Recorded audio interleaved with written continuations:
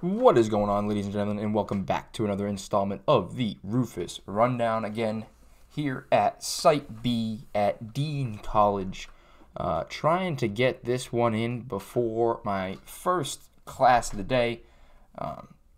Little bit of a different camera setup. The angle might be a little different. Got a pretty fun show in store for you today. Got to talk some UMass Dartmouth basketball, both the girls and the guys, the Alvin Kamara arrest, a couple of, and Brian Flores, reaction to Tom Brady's retirement, stuff that maybe I might be a little late on, but just things come up, you go through things, and you got to adapt to the schedule. This week should be pretty busy, pretty entertaining. Finally getting some guests lined up, and I'm really excited to see where I can take the show from there with clips and with guests and building a different environment here and really getting rolling into what I want to do. I've rebooted it pretty well, been pretty consistent, built up my own brand, my own couple of solo shows. I think this will be episode 4 now, but we're certainly going to have some more episodes coming in a couple of weeks with, a lot of guests, as well as Chris Santos coming on this week. Brandon Mendes will rejoin me. The Jared Ansel episode will be coming, and I got some UMass Dartmouth athletes as well to come and join the show. And got some other people on the list too, some coaches and some different people of different backgrounds that I really hope to bring on and make some really good content with. So without further ado, let us get into the show. But first, Ethan Souza Design. For any of your graphic design needs, Ethan Souza is your guy. I can always link his information in the description. I'll always leave his logo up on the screen, which with the white might look a little different if you look there in the bottom corner. But again, he's done my logo. You can see his logo there. He's done a lot of good work, and when you look at his website and you look at his portfolio of what he's done for people, it is really, really impressive work. The Breakfast of Champion guys will speak for it as well. So go on over and check out Ethan Souza Design. So let me first, intro the show by saying, I've introed the show, a couple of different ways, and I've always wanted to get into kind of a different kind of vibe too with this. I'm not always just trying to stick it to sports or to even the higher level of sports and just public opinion. I like to address personal stuff too, and just kind of grow that grow myself mentally. Hope that other people can adapt mentally and kind of grow to different things, kind of adjust to different things, and kind of understand who I am and what I think mentally. And over the weekend, just getting to see certain people, when you get there's just certain times you just shake hands to shake hands. You just see certain people, hey, what's up, how you doing, whatever. But there's other times where you see certain people and you get a handshake and a warm smile, or someone says something to you that they don't have to say. They don't have to go out of their way to say, like, where they genuinely mean it. You experience genuine interaction with people. People are addressing things that are going on in your life with other significant people in their life to try and help you, or you get a hug from someone where not even the world's strongest man could break that grip, could break that grasp, because there's genuine love there. Cherish that. I experienced so much genuine interaction, specifically over this weekend alone, that I could not be any more thankful for. I've surrounded myself with a lot of genuine people that I can rely on, people that I would do anything for and would do the same for me. And I cannot speak highly enough for those people. I cannot speak highly enough on having that in my life, having that support system. It motivates me to do better for them. But also it just that faith and that genuine love and passion amongst people, amongst groups of people, just in getting to see them was really, really nice. You don't get to see it every day. You don't get it out of everybody. You don't get it out of every relationship you have in your life. So when you have it within people, cherish that, grow with that, and appreciate that, beyond levels of recognition. And that's what I'm doing here. I'm just appreciating the fact that I've, been able to truthfully surround myself with a lot of people that are just, there's genuine love, there's genuine affection, there's genuine people, that do things from their soul, from their heart. And I've been blessed to be able to surround myself with, a good amount of those people. And I just wanted to, relay my thanks to those people and to other people as well to reach out and appreciate the people that do that for them in their life. I was incredibly thankful for it as I spent some time in deep thought, as I do quite often, spending time in deep thought. I spent some time in deep thought thinking about that and thinking about how I could relay it on here and relay it in general. And it just, when you have that, it just makes life so much easier. You're more motivated to do things, to be good, to do well for those people, for yourself as well. But it just makes you feel whole. It makes you have purpose. It's wholesome. It's a wholesome feeling. And like I said, cherish that. If you have that in your life, just cherish that. Try to build it. Try to build upon it, and just run with it. So I hope that people can recognize that they have that in their life, or they're trying to build towards having it. It doesn't have to be a lot of people. It can be one person or two people. Just appreciate those that support you with it, and you understand that are just genuine people that you can rely on, and just feel that warmth from, because it is a great feeling to have. So I guess it's fair to segue into the basketball I watched over the weekend. A lot of friends that play in those teams, like I said, a lot of those people that I reference are the genuine people that play for these teams. UMass Dartmouth, women's and men's, both sweeping Southern Maine over the weekend. And 6 straight for the women's team, 11 straight for the men's. The men's haven't lost since December 8th. And some very high-level basketball, very high level of competition, very impressive athletes, especially from the UMass Dartmouth side. Both teams last year going to a conference final, the men's winning theirs, and both doing very well in conference this year. Just overall doing very well. The men's are 18-2, 10-1 in conference, and I believe the women are 14-5, and also up there, I believe, at 10-1 in conference. I'm going to have to double check their schedule here. 8-2 in conference for the women's team, and like I said, 10-1 in conference for the men's team, and they haven't lost since last year. The men's, both, like I said, both very impressive, getting points from all over. They move the ball well. They play very good defense. That was one of the more things that I was impressed with the men's, more so than the fact that they're beating teams by 40. They play such incredible defense.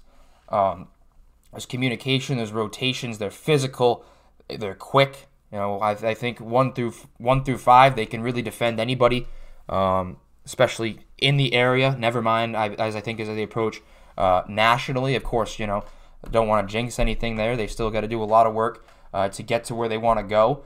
Get some more jewelry, but I know they got some free fingers, and that they're on that grind to get there. It's the same for the women's as to where they want to progress to and what they want to do, as opposed to where they were last year and where they want to go. And I just wanted to shout both of them out because I really did enjoy my time, watching them play this weekend overtime. They put their time in. Really good people, but also very talented athletes as well. And they put their time in, and the results are showing, which allows me to segue into Jake Ashworth. 1,500 career points, is now 15th all-time UMass Dartmouth. Jake's a friend of the show, and I have an episode with Jake that I've never really been able to post because when I originally got the content with Jake, it was on my old MacBook. The formatting, a lot of stuff got, a lot of technical stuff that even if I explained, you wouldn't understand. I barely understand it. I have no choice but to understand it because I had to try and fix it, and I have over time. I believe that I could post it now and it would be entertaining and it would be good. And now I just wanted to pick the right time as to where we get the attention that it deserved because it's a genuine episode. Talk about a lot of different stuff. And I think now would be the time. I'll be able to edit that and post it out as a bonus episode. And I'm excited for everybody to see that. But I personally need to be able to shout out Jake as well here on this episode because just he's such a good leader. 15 against Southern Maine. He's such a good leader, fantastic person, fantastic teammate. He's such a team-oriented guy. He's such a competitor. He's intense, but he's incredibly talented, and that's why he's got 1,500 career points. He's 15th all-time at UMD. Been rocking it there since he was a freshman. They already have a conference championship. I'm sure they're going to continue to build on the awards and the accolades that they have. I can't explain how proud I am of Jake, how happy I am for Jake as he continues to progress. There's other guys on that team that have scored 1,000 points too.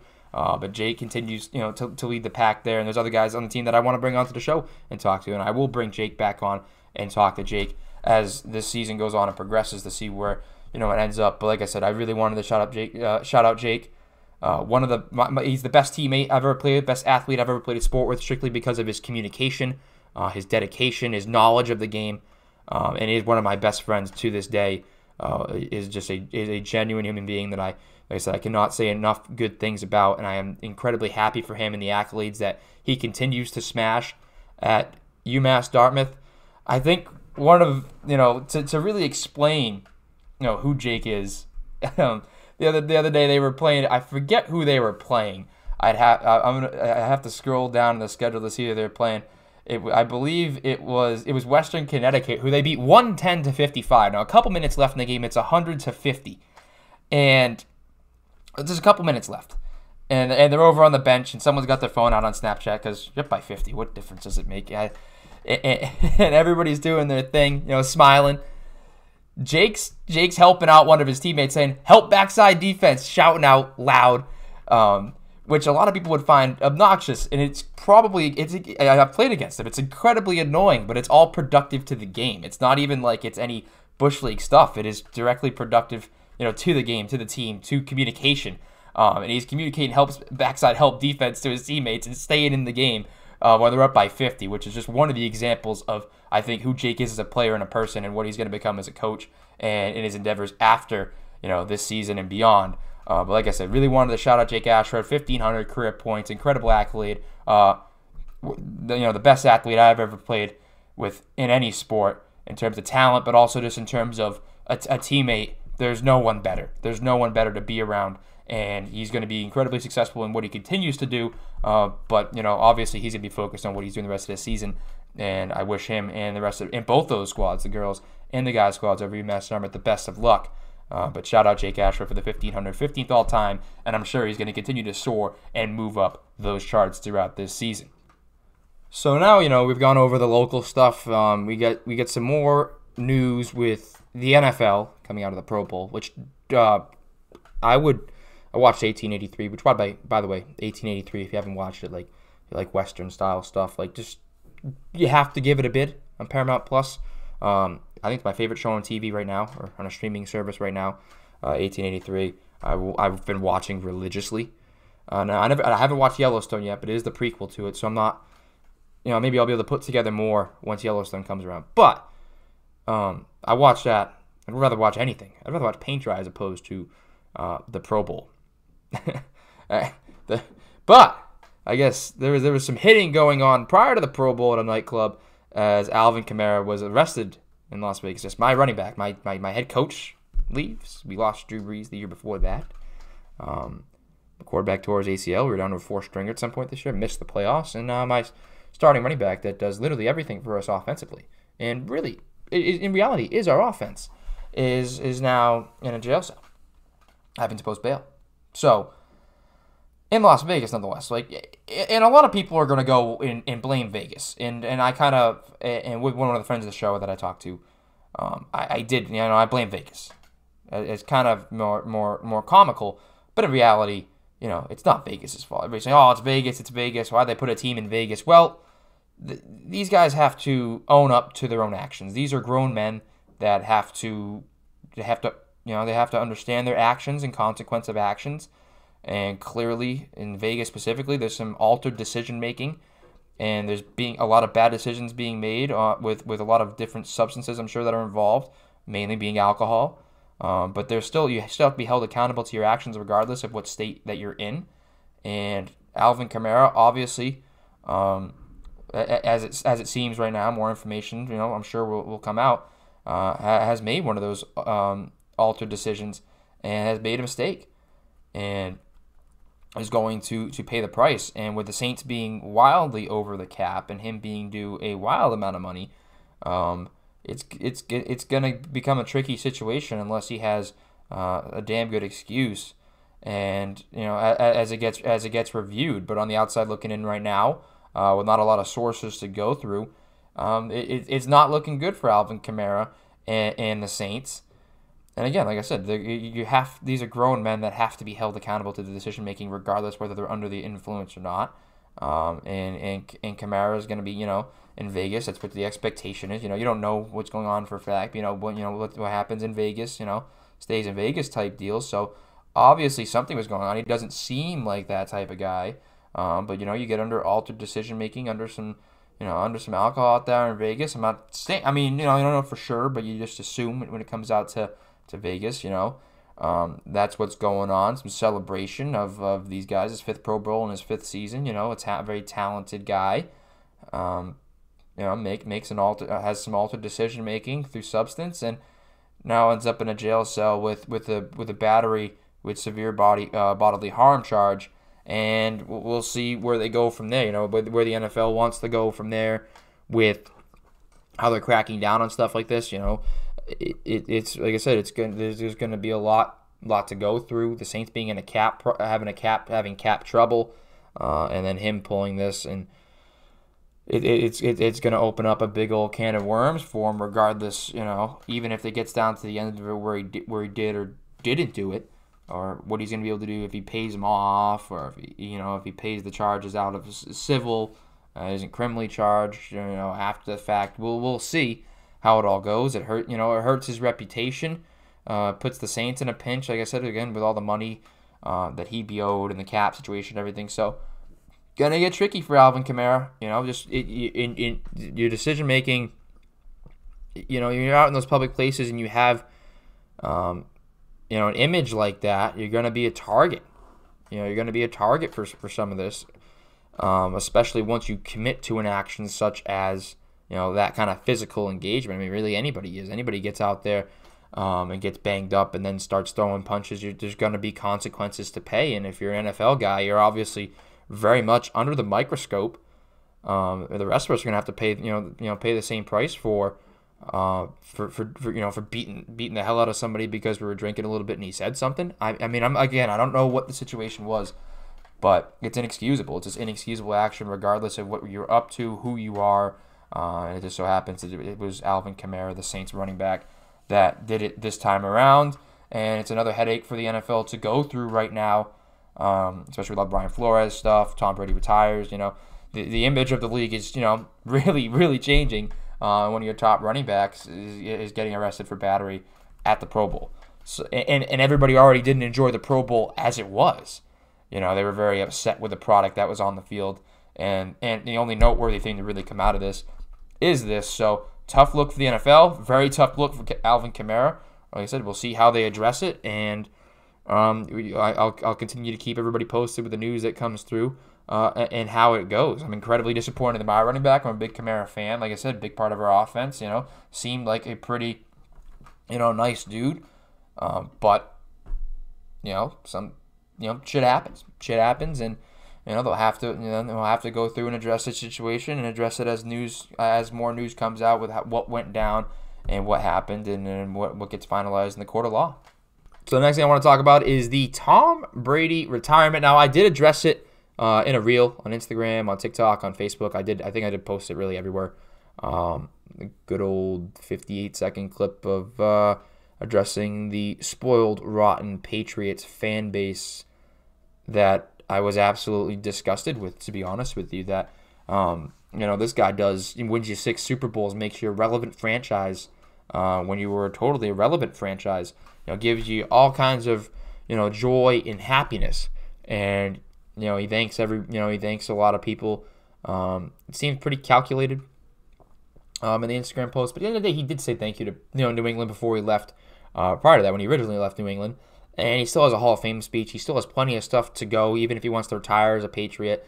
All of that, he still has plenty of time to address and will continue to address. You'd have to imagine Patriots Nation. But, and a lot of people were livid about this. Were very upset about the fact that Tom didn't thank them in his retirement from football. I don't really think he snubbed them because he said everything he had to say when he left, and I'll read you that statement in a moment. But I just can't believe the spoiled attitude of these Patriots fans. I mean, like I said, he has a lot of monetary outlets to be able to address this. He'll be able to profit from it. He'll be able to create the stage. The guy's a very, very smart businessman as well as he was a very talented football player. He's going to, I believe he's going to address it one way or the other, even if it comes down to his Hall of Fame. Now, hey, if he doesn't, and he doesn't address it in the Hall of Fame speech, and he wants to go into as a Buccaneer or something, hey, now that conversation holds a little more water. If he wants to say, I want to retire as a Buck, or it doesn't address the Patriots all in a Hall of Fame speech, or stuff comes out, that's different. That is totally different, and that'll be a totally separate conversation. But I think right now there's no way you can worry or expect anything more from Tom than what he did on the field for you. Be thankful for him. I said it in that statement. He's done more than enough. He's already said enough. I mean, I'll read you the statement from him when he said goodbye. In what he was going on about so what he said when he left New England originally. Let me click on the link here to totally go through the whole statement of what he said when he left New England to the organization, to the fans. So here it is. I wanted to say thank you to all the incredible fans and Patriot supporters. MA has been my home for 20 years. It has truly been the happiest 2 decades I could have envisioned in my life, and I have nothing but love and gratitude for my time in New England. The support has been overwhelming. I wish every player could experience it. My children were born and raised here, and you always embrace this California kid as your own. I love the commitment and loyalty to your teams, and winning for our city means more than you will ever know. I can't thank you enough for the support of our team. The packed training camps and sold-out stadiums and mostly the victory parades, I have been so blessed to share them with you all.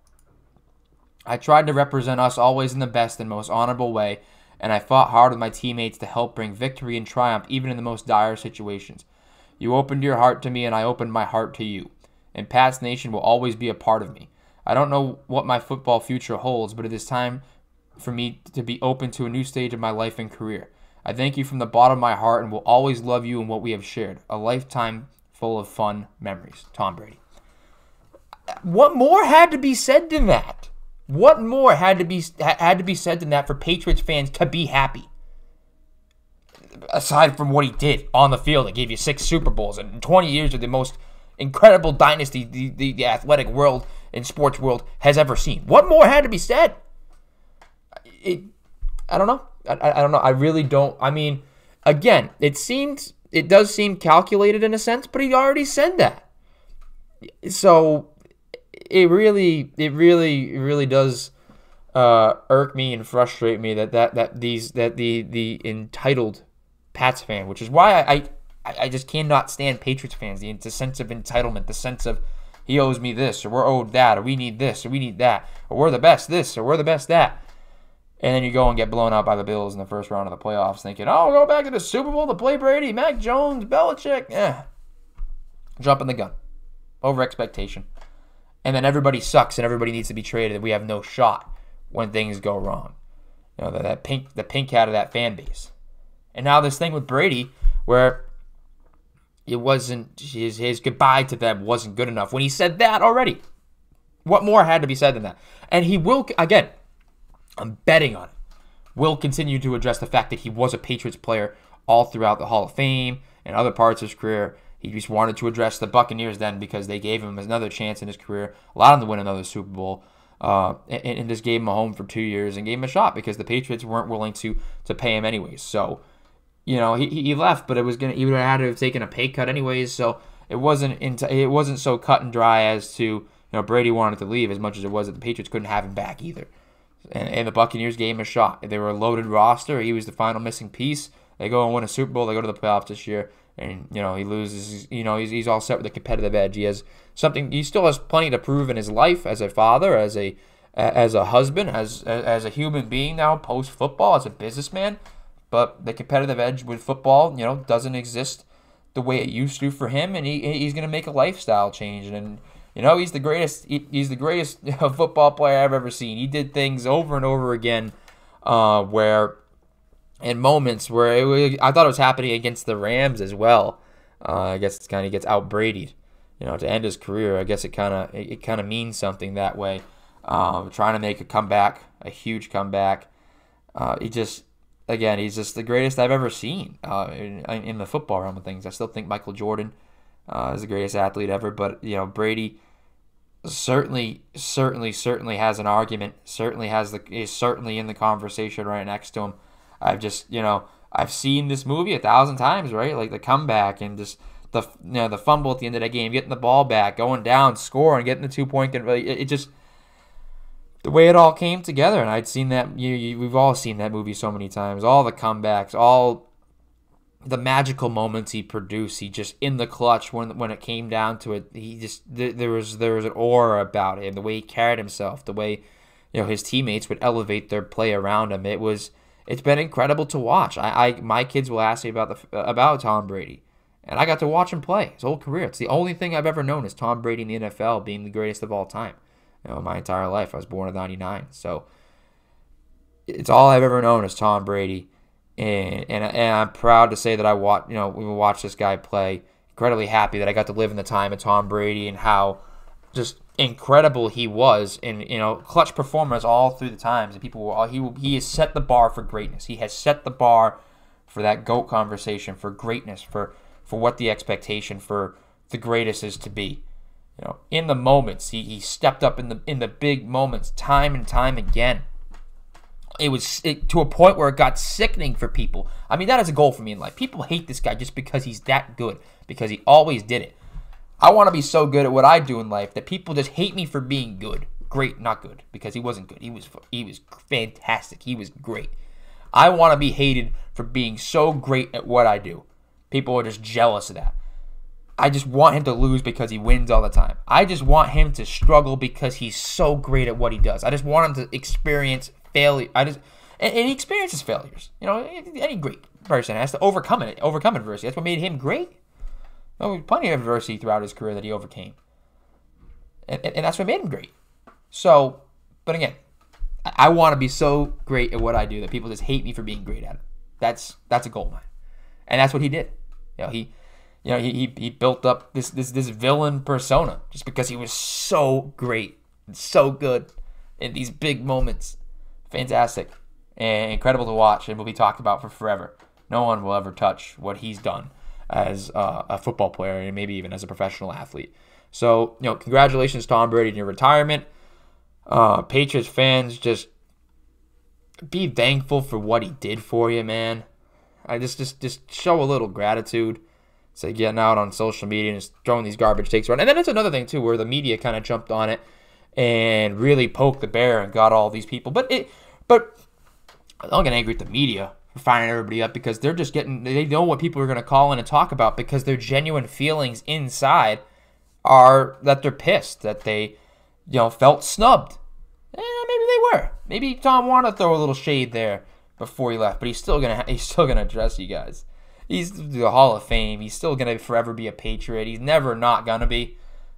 I mean, unless he goes well out of his way to say that he wasn't or isn't, which, again, will then create the genuine conversation, but he won't. It won't happen that way.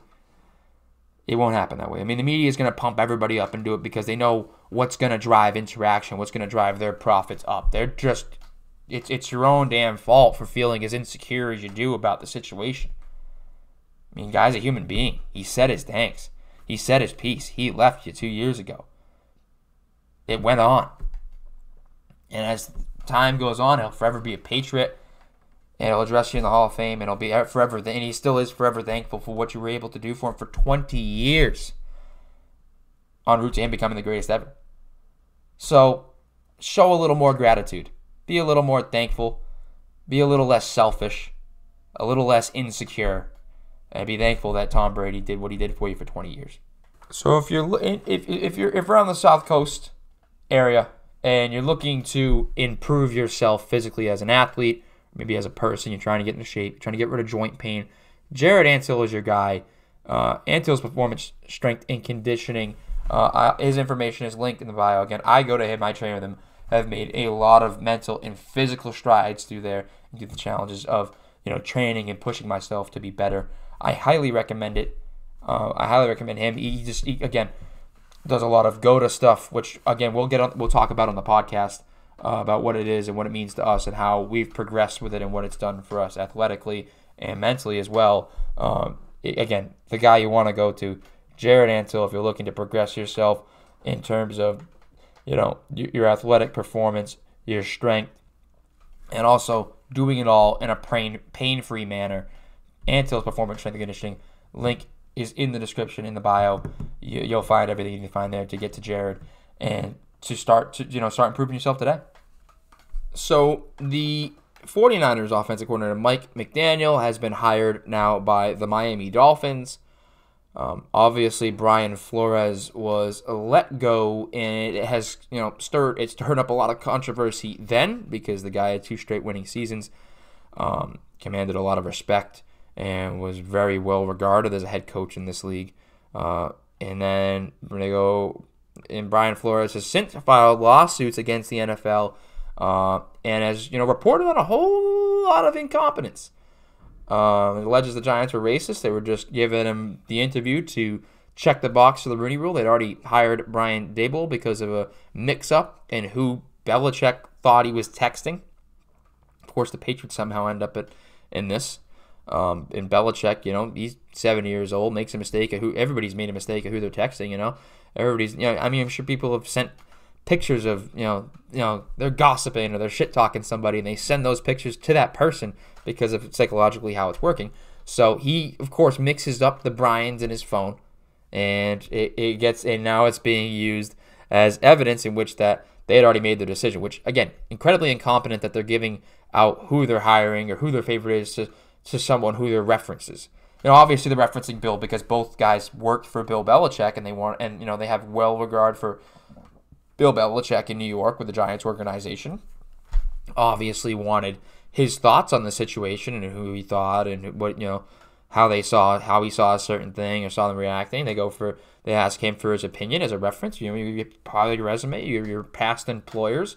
Obviously they can reach out to them to see how they were and what they think that they can bring to the table for this new company and how they were as an employee. That's just life. That's just how it works.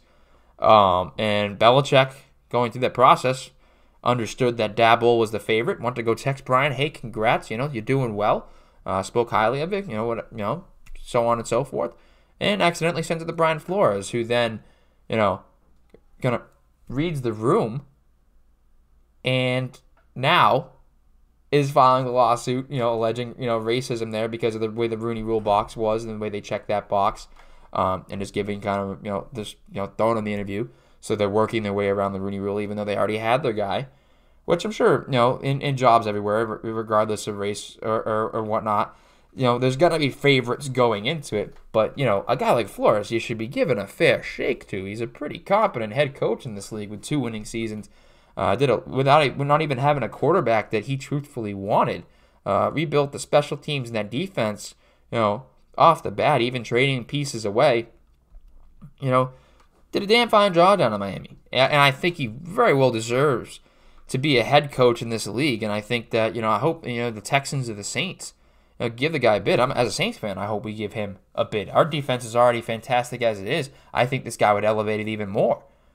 But also the fact that when he interviewed with the Broncos, Elway showing up hungover, which, of course, they've denied.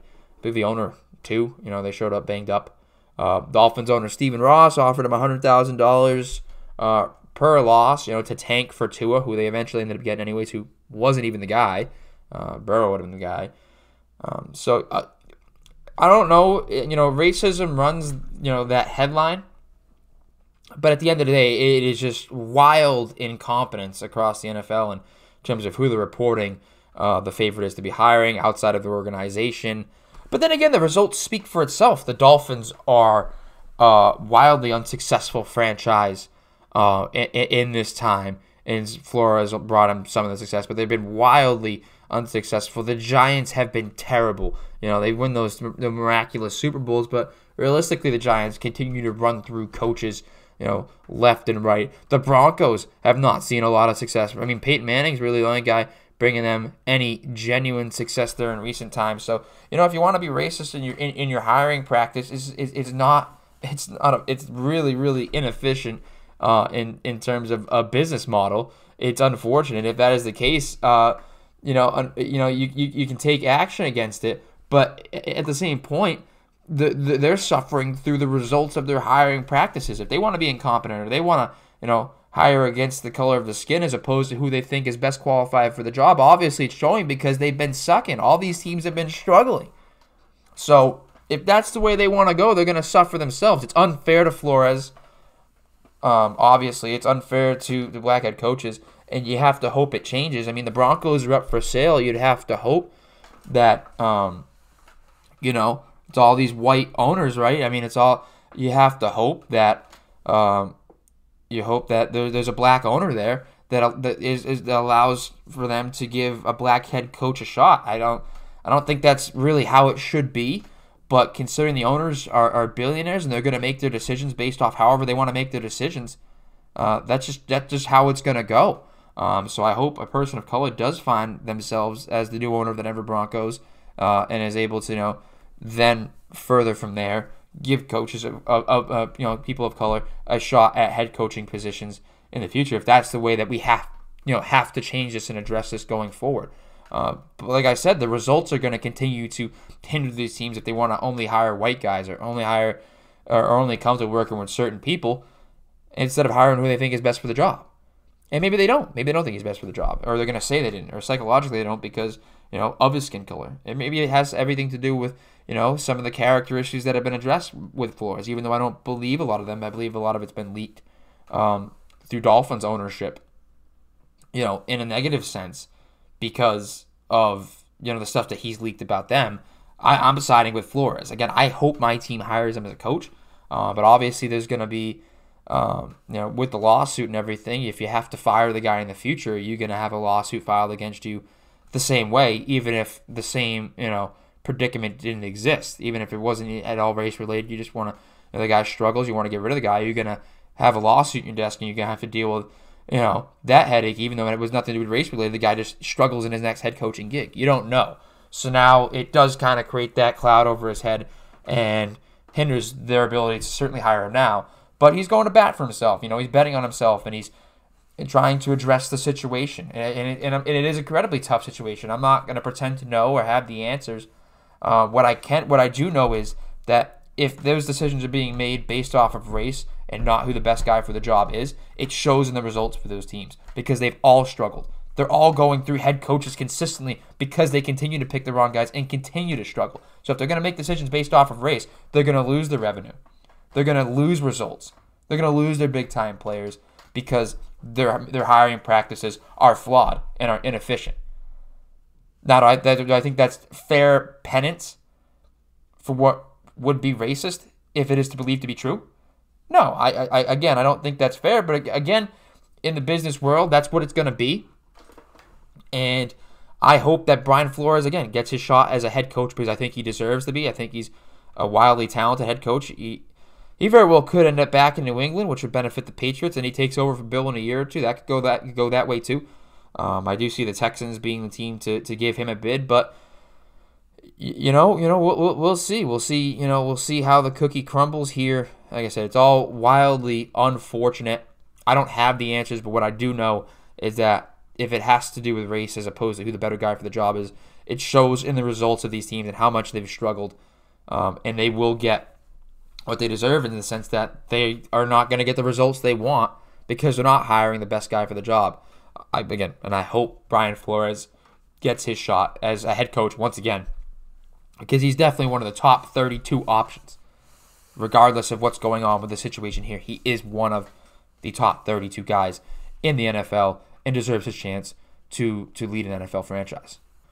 So I guess lastly, before we get into the Championship Sunday review, even though it's been some time, I'm going to be doing a Super Bowl special this week with Chris Santos. We're going to address the brackets we made to begin with the original show. All that will come in due time. But what we have now is just my brief recap and thoughts and what I think is going to happen going into the bowl. Like I said, we'll be addressing the show. I got more guests lined up this week. I got really excited for what's coming with the show. But first, before we get into this final leg of the show, a little bit of a shorter show today, a little more compact, not as deep. Of course, we don't have NFL to talk about. We don't have football to talk about. I refuse to. And by the way, I refuse to talk baseball. I will not talk about the MLB during the lockout. I might just refuse to talk about baseball altogether because I'm so sick and tired of the MLB. Everything to do with the Hall of Fame. I already talked about baseball. I talked about Big Papi in the Hall of Fame. So, but I'm not going to talk about the lockout until it's over. I'm so disgusted with reading all that and everything that's going on between the players and the way the money is and salary cap. And, God, I hope it gets worked out, but they're killing the game. We have an incredible surplus of talent at the baseball level in terms of the players that are in that league, and they are wasting every single bit of it. Their marketing is flawed. The players they market, how they market it, all of the above, incredibly flawed, and not a lot of hope for the future of the MLB. But that's here nor there. Know Yourself clothing. The new tech suits are dropping. And again, really, really good stuff. I had the privilege of trying one of them on and seeing everything firsthand before they drop. The beanies are out. The tech suits are coming. All incredibly high quality stuff. Good looking stuff. So check out Know Yourself clothing, and I'll link it in the description.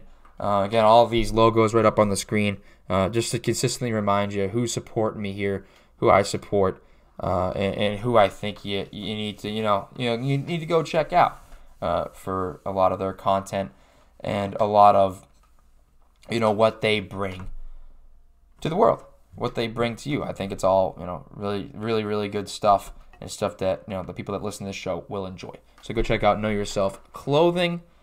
So yep, to close it out, you got the championship Sunday. So we got Bengals Rams in the Super Bowl, which is the first time in a while that I genuinely do not care who wins. I always find a way to find a player that I don't like or a player to root for in the bowl. The Chiefs Niners, I wasn't really. I kind of did want the Chiefs to win that one. I didn't hate the Niners. I just do really like Patrick Mahomes. So there were no true. Again, this is not really a true I root against the Patriots in the Super Bowls when they play. Yep, did that. Was rooting against the Bucks. Didn't want Brady to win with the Bucks. So I find a way to normally pick a side, but this one I genuinely do. I would really like to see Burrow and Jamar Chase win. LSU, I just have an attachment to Louisiana, especially as a Saints fan. And Jamar Chase with GLS training, of course, and being a go-to athlete. But, Stafford, wouldn't want to wouldn't care either if he did. Cooper Kupp, love me some Cooper Kupp, as well as Aaron Donald. If Aaron Donald to get a Super Bowl to his name, to really solidify himself, I believe, as the greatest defensive player ever, building up a Super Bowl onto his resume. I think that would be good for him too, and I wouldn't hate seeing it.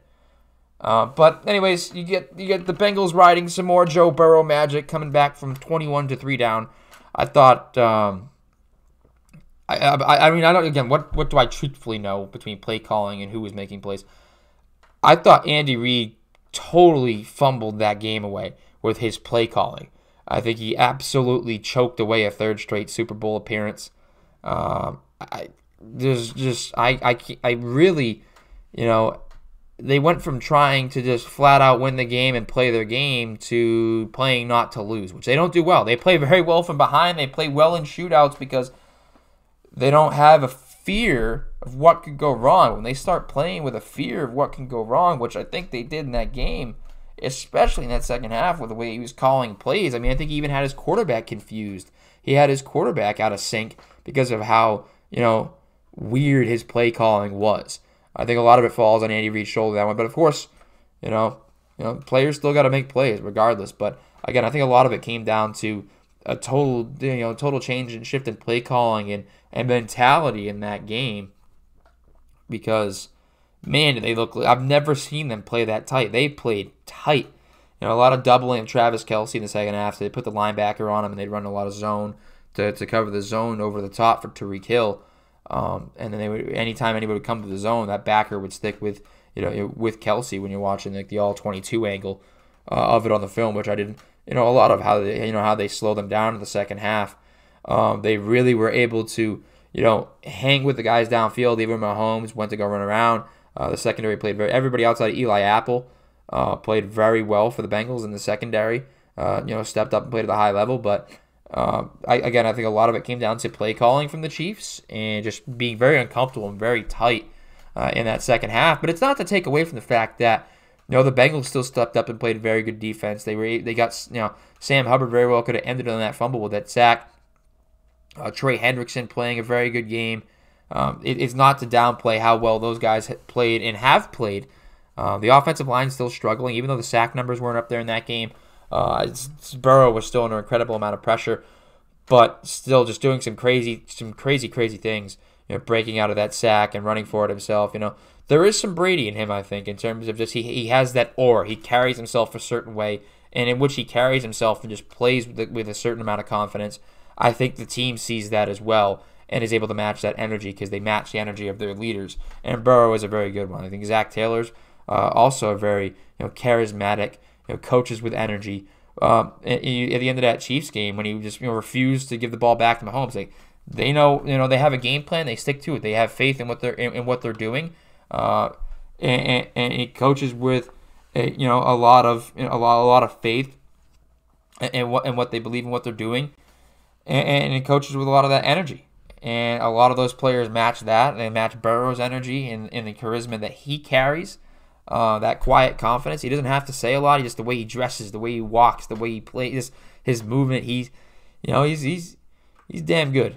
He's a damn good leader and a damn good quarterback, and has really built up an impressive resume very early in his NFL career.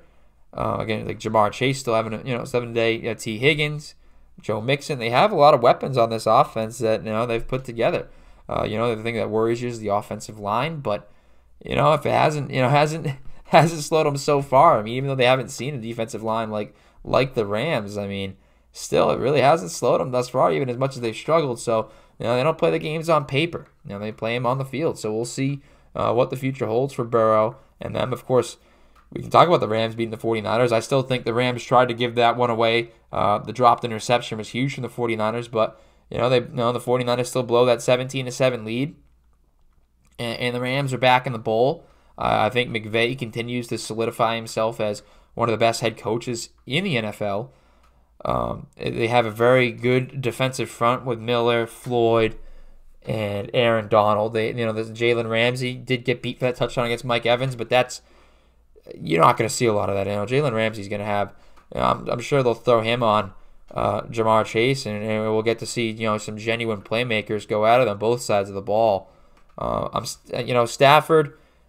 Stafford's a very good quarterback, but I don't know if I'm totally sold on Matt Stafford because he still almost threw that game away.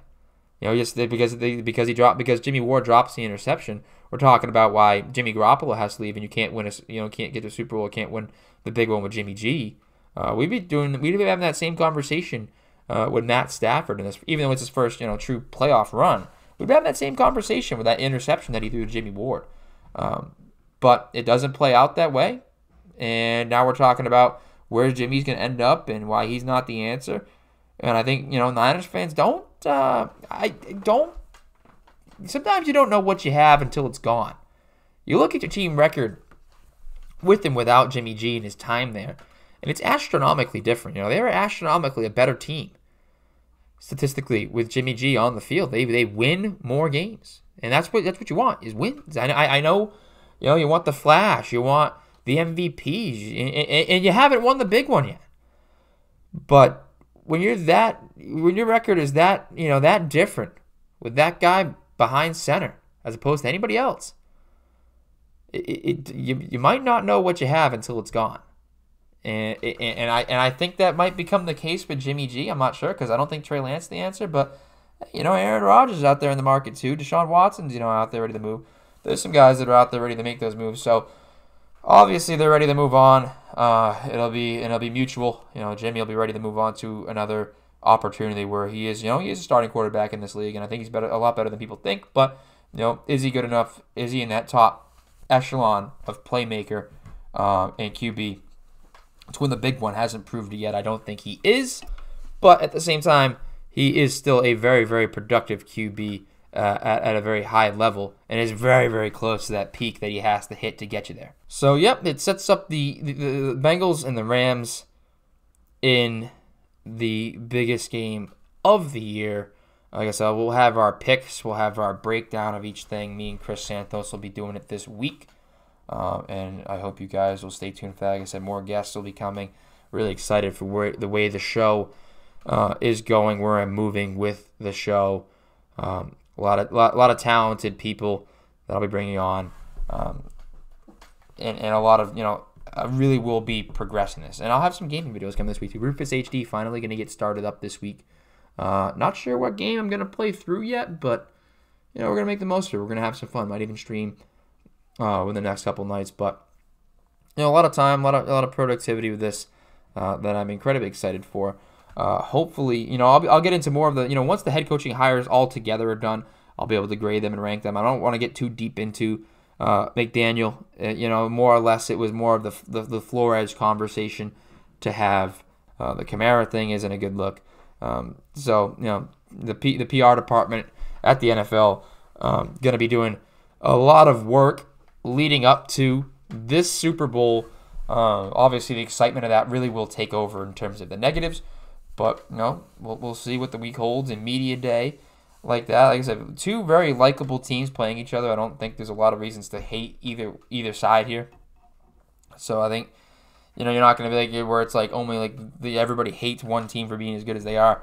I think, if anything, people will just root against the Rams because Los Angeles. Joe Burrow, Matt Stafford, both very likable guys. Cooper Kupp, Aaron Donald, very likable. Jamar Chase, I think, is very likable. So, again, I'm really excited for this Super Bowl to see, how it plays out with the O-line, D-line, but also the exterior playmakers that both these teams have. They're both very sharp, very, very, very sharp on the outside. Running back, wide receiver, tight end, even if they don't get Uzomah back. Burrow, Stafford, I think, again, really, really excited to see, how these playmakers react in this Super Bowl and what team's going to come out on top. But that is all the time we have today. I think, it pretty much covers everything. Almost hitting an hour there. Like I said, very compact here. I could talk, I want to start. Soccer is going to come back into the fray here because, Harvey Elliott doing his thing. Luis Diaz for Liverpool. Welcome Liverpool, by the way, Luis Diaz. First Colombian to ever make an appearance for the Reds. So, more soccer will be coming here as well, too, as I'm watching more of that as it comes back from international break. You can talk about the U.S. game, but, they still have, the last leg of the qualifying games. That'll be more of a talking point, especially considering we got to travel to Mexico in a big one there to win that one to try and stay in that top three of the qualifying. So a lot of that more to talk about in the future as it builds to it. But I want to thank you guys for your time. Stay tuned for the Super Bowl special this week as well. Like I said, again, guests, the people that I'm going to be bringing on and talking to that are really going to take this show to the next level. And stay tuned for clips. I'm posting a lot of clips on social media too, especially for my boy Jake. Shout out Jake Ashworth. And both UMass Dartmouth women's and men's team and the incredible talent that they have and the results they put forth that I think are both leading them directly to a conference championship. But again, all the time we have today, it is your boy Rufus signing off.